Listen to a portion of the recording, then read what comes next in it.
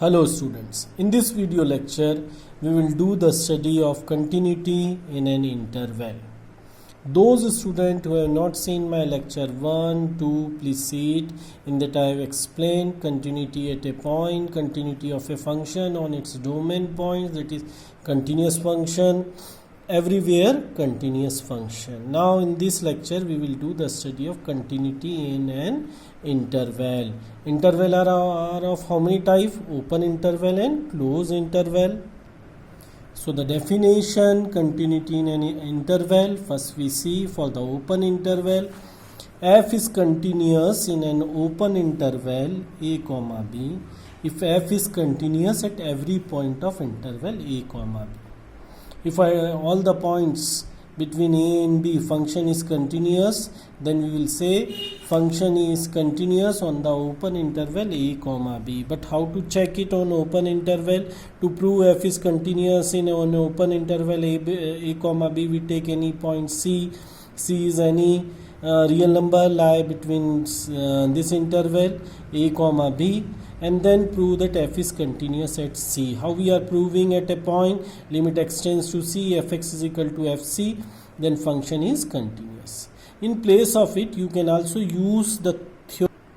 By using the theorems that a constant function is everywhere continuous, a polynomial function is everywhere continuous. With the help of this theorem directly you can write the statement that we are knowing constant function, polynomial function are everywhere continuous function, so the given function is continuous function. But interval is given close interval, so continuity in an interval, which type of interval? Close interval. Here we have to give attention that to check it is continuous on close interval, we have to check these three conditions. F is continuous in close interval a comma b if f is continuous in open interval a comma b. Like above definition we have to apply here, and then we have to check it for open interval. Then here a and b we have to include, so less than a function is not defined, so here to check the continuity of f at a we have to apply this condition. If limit extends to a plus fx is equal to fa, then function is continuous at a. At b, so if these three conditions are satisfied, then we will say function is continuous on close interval a comma b. Once again we are checking which three condition? Continuous on open interval a comma b. How we will check it? By above definition. Then at a what you will check it? RHL is equal to function value at a, and at b LHL is equal to LHL at b is equal to function value at b. Why we are not checking here RHL? Because greater than b function is not defined. And why we are checking RHL here? Because less than a function is not defined at a. So these three conditions we have to check. They will not mention check the continuity on close interval, open interval. With the help of given condition we have to decide.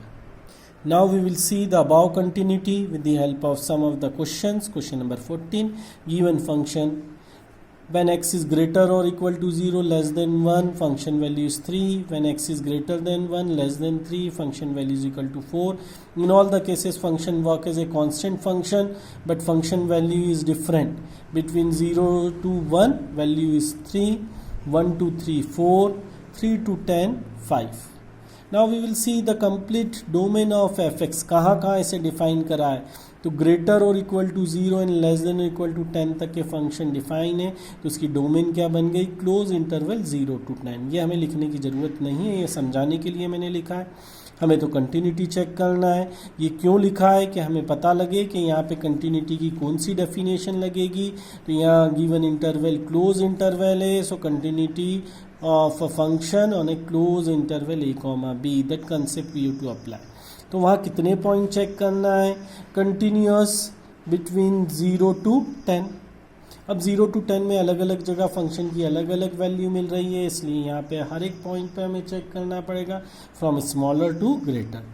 Case first, when x is equal to 0.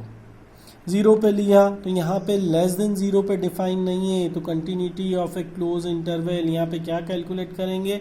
RHL at 0 is equal to function value at 0.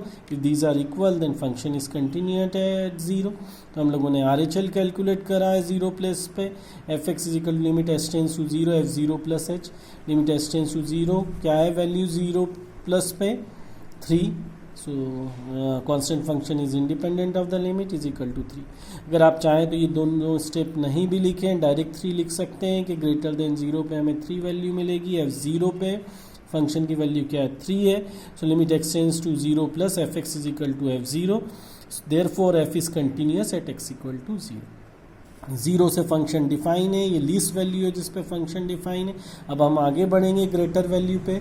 0 से 1 के बीच में लेते हैं. 0 से 1 के बीच में function की value हमारे पास क्या आ रही है 3. अब यहाँ पे आप चाहें तो यहाँ पे हम अभी मैंने बताया 2 मेथड है. आप सी पॉइंट लेके प्रूव कर सकते हैं और डायरेक्ट थ्योरम के स्टेटमेंट लिख सकते हैं बाय यूजिंग द थ्योरम. तो यहाँ थ्योरम का हमें स्टेटमेंट कंसेप्ट यूज़ करना. Since F is a constant function and we know that constant function are continuous function, therefore f is continuous when x is greater than 0 less than 1. Second हमने 0 से 1 के बीच में check करा. अब आगे बढ़ते हैं. 1 पे आ गए. 1 पे यहाँ पे फंक्शन की 2 अलग अलग डेफिनेशन है. तो 1 पे LHL RHL का कंसेप्ट लगेगा. LHL कैलकुलेट करी. आप चाहें तो पूरा इस प्रकार से लिखिए जो पहले मैंने कंसेप्ट एक्सप्लेन करे थे और डायरेक्ट कर दीजिए. RHL कैलकुलेट कर रहे हैं 1 प्लस फंक्शन की ग्रेटर देन 1. क्या डेफिनेशन हमें मिल रही है 4. So we are writing completely RHL के. आप लेक्चर 1 और 2 में मैं एक्सप्लेन कर चुका हूँ. लिमिट कंसेप्ट में भी एक्सप्लेन कर चुका हूँ तो आप देख सकते हैं. अब मैं डायरेक्ट लिख रहा हूँ what will be the limit value 4. Since LHL is not equal to RHL limit does not exist at x equal to 1. तो पहला पॉइंट ऑफ डिसकंटिन्यूटी मिल गया है x इक्वल टू 1. अब आगे बढ़ते हैं. हम कहाँ पे पहुँच गए 1 से 3. Now we will check it between 1 to 3. When x is lie between 1 to 3 fx की वैल्यू क्या है हमारे पास 4. fx is equal to 4. Same reason as stated above. अब बार बार हम रीज़न नहीं लिख रहे हैं, आपको लिखना है. Since f is a constant function and we know that constant function is a continuous function. So f is continuous when x is lie between 1 and 3. ये above reason what I explained, same thing you to write it here. Exam में आप इस प्रकार से नहीं लिख सकते, आपको रीज़न लिखना रहेगा. अब आगे बढ़ते हैं. हमने 1 से 3 के बीच में चेक करा. 3 पे फंक्शन की 2 अलग अलग डेफिनेशन है. सो फिर से LHL RHL का कंसेप्ट लगेगा. आप शॉर्ट में इस प्रकार से भी लिख के डायरेक्ट वैल्यूज चेक कर सकते हैं. लेस देन 3 पे हमें फंक्शन की वैल्यू क्या मिल रही है 4. RHL ग्रेटर देन 3 पे हमें क्या मिल रही है 5. You can observe less than 3 पे 4 है, ग्रेटर देन 3 पे 5 है. हम लोगों ने LHL RHL की वैल्यू लिखी. LHL is not equal to RHL, therefore limit does not exist at x equal to 3. Hence f is discontinuous at x equal to 3. Case 6 when x is greater than 3 less than 10. किस प्रकार का function है constant function. Same reason since the given function is a constant function and we know that constant function is continuous everywhere. So f is continuous when x is greater than 3 and less than 10. आगे बढ़ते हैं 10 पे. when x is equal to 10, 10 हमारा last point है. And which type of interval is given close interval. Definition apply करना है close interval की. क्या है limit x tends to b minus fx is equal to fb. So here we are checking at 10 limit x tends to 10 minus fx is equal to limit h tends to 0 10 minus h. क्या value है less than 10 पे 5.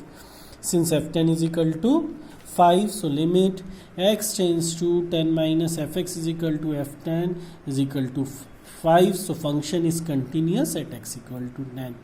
Hence the point of discontinuity of f are 1 and 3. कितने मिले हैं 1 and 3. आप चाहें तो यहाँ से भी देख सकते हैं. 1 पे 2 अलग अलग रिजल्ट है, 3 पे भी है. So point of discontinuity is what 1 and 3. Competitive exam में आपको मेथड ऑफ इंस्पेक्शन से डिसाइड करना है, पर बोर्ड एग्जाम में आपको थ्योरेटिकल वे में प्रेजेंट करना है. So you to write in this way. Next question, question number 15.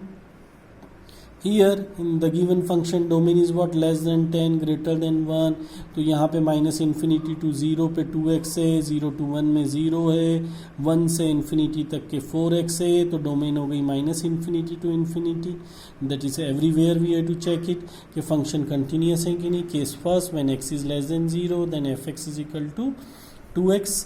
Since the given function is a polynomial function and we know that polynomial function is continuous function, so fx is continuous when x is less than 0. Question number 6 to 10 तक के concept में समझा चुका हूँ कि second when x equal to 0, यहाँ LHL RHL का concept लगेगा. Limit x tends to 0 minus fx. LHL आप चाहें डायरेक्ट यहाँ 0 रख दीजिए तो हमें 0 मिला है. RHL limit x tends to 0 plus fx, limit h tends to 0 f0 plus h, limit h tends to 0, क्या वैल्यू है 0. LHL is equal to RHL, so limit x tends to 0 fx is equal to. अभी हमने limit calculate करी है, हमें तो continuity check करना है. कंटिन्यूटी एट ए पॉइंट की डेफिनेशन क्या है, limit x tends to 0 fx is equal to f0. Satisfy हो रहा है, रिजल्ट क्या आ रहा है 0, therefore f is continuous at x equal to 0. अब 0 से आगे बढ़ते हैं. When x is greater than 0 less than 1 fx is equal to 0. अभी ऊपर मैं समझा चुका हूँ इसलिए यहाँ मैंने लिखा नहीं है. Since function is a constant function and we know that constant function is everywhere continuous, so the given function is continuous when x is greater than 0 less than 1. Then at 1, again at 1, two definition of function we are getting, so LHL and RHL we will calculate. LHL is not equal to RHL, therefore limit does not exist and f is not continuous at x equal to 1. Case 4, when x is greater than 1 fx is equal to 4x. Since the given function is a polynomial function and we know that polynomial function are continuous function and hence the given function is continuous when x is greater than 1. and in the last final answer उन्होंने ऊपर instruction क्या दे रखे, question number 14, 15, 16 में discuss the continuity of a function, therefore f is discontinuous at x equal to 1. Our question is complete. अगर आप दोनों question में compare करेंगे question number 15 and question number 14, यहाँ कहीं पे भी नहीं बोला है क्लोज इंटरवल ओपन इंटरवल. आपको गिवन कंडीशन को ऑब्जर्व करना है.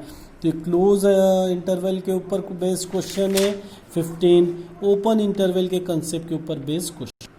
क्वेश्चन 16, अब आप कोशिश कीजिए, यहाँ पे भी domain minus infinity to infinity है. केसेस बनाइए, लेस देन -1 एट -1. हमने क्यों लिया एट -1, क्योंकि यहाँ फंक्शन की दो डेफिनेशन है.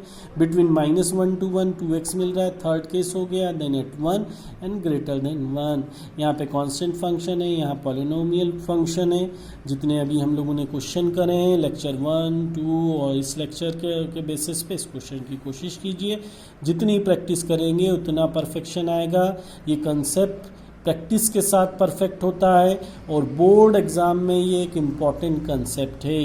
जनरली कंटिन्यूटी का अल्टरनेट ईयर में क्वेश्चन पूछ लेते हैं. So please well prepare this concept. Thank you.